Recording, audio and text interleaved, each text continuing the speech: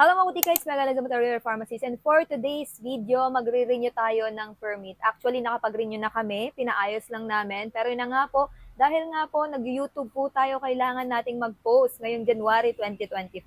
Sa mga hindi nakakalam, kapag negosyante, every January po ang pagre-renew ng mga permit. Kaya na may papakita ko sa inyo kung ano nga ba yung mga proseso or yung mga requirements, ano ba yung mga binigay namin para makapag-renew kami ng business permit. So yun na nga, let's go! Ito yung mga requirements, kung ano yung nakahang or nakasabit sa mga permits natin. Kukunin nyo lang yun, tapos ito na yung bago. Pero yun na nga po, bago ang lahat, ang ginawa muna namin is nagpa-laboratory kami. Kung ilan kayo dito, dapat lahat kayo magpa-laboratory.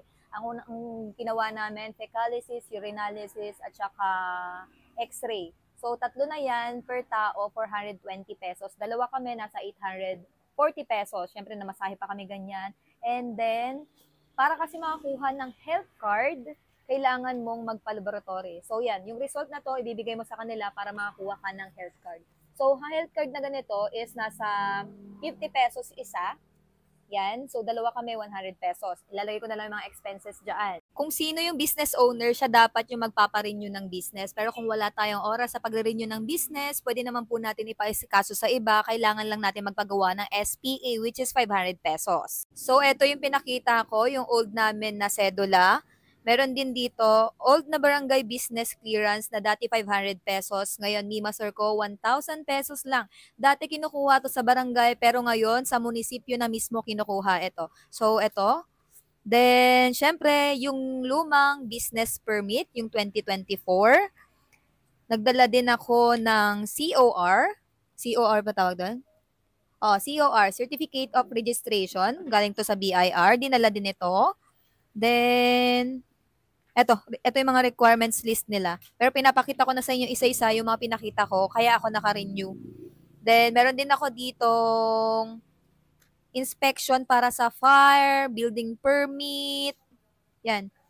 Itong mga to. Kung familiar kayo, meron ako niyan. Certificate of use. Hindi ko nababasahin, pero yung mga yan, pinakita ko din po doon sa mga business owner dyan. Familiar na kayo dyan. Ito, meron nakalagay dito, Certificate of Use, Annual Inspection, Electrical and Mechanical. So, ayan, dinala ko yan. Then, Sanitary Permit to Operate. So, itong certificate na to, mabibigyan tayo kapag nagpa-laboratory tayo, binigyan tayo ng health card, bibigyan na tayo ng ganito. So, ayan lang yung pinakita ko sa kanila. Tapos, syempre, kailangan po ng contract of lease kung nangungupahan tayo. And meron pa pala yung mga papers ng essentials and non-essentials. Makukuha naman natin yon sa bookkeeper natin pag nag-request tayo. Yung DTI pala, yung original copy, wag niyong kakalimutan. I-check nyo din kung expired na siya or hindi kasi nga po may expiration date yung ating DTI. So, andito na siya, nakalagay sa mga bago nating form. Ito kasi yung luma. Ito na yung mga bagong isasabit natin sa pader. So, yun na nga po. Ayan, meron na tayo ditong 2025 sticker. Etong DTI namin, luma na to pero mag-e-expire sa June 2025. Pero ito pa rin po yung isasabit namin. Kailangan lang naming mag-renew. Ito yung lumang sanitary permit. Ito na po yung bago. Again, yung ginastos po namin dito is yung laboratory, 840 pesos plus 100 pesos para sa health card. Next, building permit. Ito yung old, ito yung bago. Ang presyo niya sa Certificate of Use, 1,000 pesos dati. Ngayon po is nasa 800 pesos. So, bumaba ng 200 pesos. Annual inspection fee, parehas pa din. Parehas na 120 pesos. Electrical, 260 pesos. Same pa din po. Mechanical, 25 pesos. Parehas pa rin po. Dati, 1,405 ang total ng old. Ang bago po is 1,205. Next, contract of lease. Sabi ko nga sa inyo, nangungupahan lang po kami. Dati kumukuha kami every 2 years or yearly, ganyan. Medyo namamahalan kami. Kung yearly kami kukuha, ngayon po 5 years na yung kinuha namin. Ang presyo po is 1,000 pesos. Next, ito yung old na barangay clearance. May picture pa ako dyan. Tapos, ito na yung bago ngayon na kinukuha sa munisipyo na, hindi na sa barangay. So, ang sedula dati, ito yung sedula.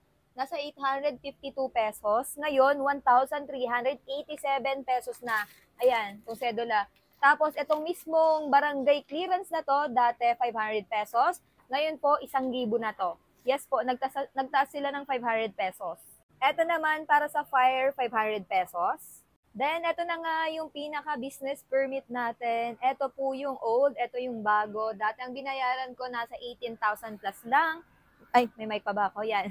And ngayon po, nasa 26,000 mahigit na po. Iba pa po yung mga iba kong binayaran. Diyan, tulad na sinabi ko kanina ha. Papakita ko sa inyo kung ano yung mga binabayaran dito sa ating mayor's permit. So, ito na yung naka-itemize. Business Tax Essential, 5,867.15. Sa garbage fee namin, 750 pesos. Pero meron kaming kumukuha ng basura dito. Hindi na kami nakagpapakuha dun sa mga nagko-collect talaga ng basura galing sa munisipyo. Pero yun na nga po, nagbayad pa rin po kami 750 pesos. Siyempre, kailangan yan. Occupational fee, 400 pesos. Mayor's permit, essential, 1,500 pesos. Business tax, non-essential, 14,667.26. Mayor's permit, non-essential, 1,500. Sticker fee, 75 pesos. Eto yun, no? 75 pesos sticker fee. Sanitary inspection fee, 250 pesos. Ayan, yung sinasabi ko sa inyo, barangay clearance, 1,000 pesos na siya. A total of 26,009.41. At dahil nga hindi ako ganun kagaling magpaliwanag, mga mimasor ko, sinulat ko na kasi baka malito kayo. Ito na nga yung pinakauna sa listahan, yung 26,000. Yan, payments. Cedula, 1,387. Yung health card, kasama na yung laboratory, 940 pesos. Yung SPA, kasi nga nagpa-asikaso ako, 500 pesos. Contract of lease, good for 5 years, 1,000 pesos. Dati kapag every 2 years or 1 year, 500 pesos. Dahil nga 5 years ngayon, para hindi na kami pabalik-balik and hindi taon-taon nagre-renew yan. 1,000 pesos, good for 5 years. Engineering Department, 1,205 pesos, dating 1,405.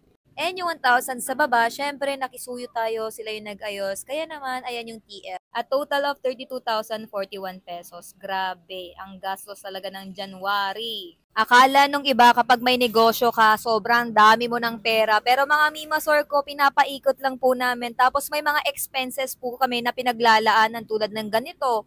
Renewal ng permit, may ITR, tapos pag may mga loss and damages pa kami, kailangan naming punan niya mga yan. Tapos yung iba kapag umuutang sa amin, tapos hindi pinagpayagan. I mean, kapag hindi ko napagbigyan, Diyos mio, nagtatampo. Anong karapatan mong magtampo? Wala ka namang inambag sa negosyong ito. Eme. Pero yun na nga po, sana naiintindihan nyo, kapag negosyante, hindi po ganun kalaki ang pera kasi pinapaikot lang po namin ito. At the same time, may mga bills kaming binabayaran, kuryente, tubig. Sabihin natin, malaki ang kita sa buwan na ganito, pero sa mga susunod na buwan, meron po kami mga pinaglalaanan tulad na lang ito, mga business permit, ITR, at marami pa po kami mga obligasyon dapat bayaran. Kaya kapag pag-uutang kayo, hindi kayo pinautang mga mimasor ko, sana naman naiintindihan nyo. Yun lang naman, sana may sense tong video natin ngayon, no? Sana sipagin talaga akong mag-vlog. Ang tamad-tamad ko kasi, bakit ba? Pabuti nyo naman ako ng 100,000 subscriber para naman sipagin ako. Pero yun na nga, so lang ako, tika, ayaw, pinatutunan. Don't forget to subscribe. Wala, hindi ko na lang talaga mag-vlog. Bye!